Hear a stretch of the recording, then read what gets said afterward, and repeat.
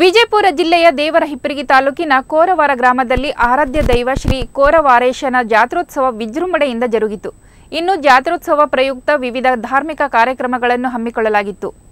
ಇಂದು ಜಾತ್ರೋತ್ಸವ ಕೊನೆ ದಿನ ಹಿನ್ನೆಲೆ ಪಲ್ಲಕ್ಕಿ ಉತ್ಸವ, ಗರುಡ ವಾಹನ ಉತ್ಸವ, ರಥೋತ್ಸವ ಉತ್ಸವ ಅದ್ದೂರಿಯಾಗಿ ಜರುಗಿತು. ಈ ಸಂದರ್ಭದಲ್ಲಿ ಸಾವಿರಾರು ಭಕ್ತರು ಭಾಗಿಯಾಗಿ ದೇವರ ಕೃಪೆಗೆ ಪಾತ್ರರಾದರು.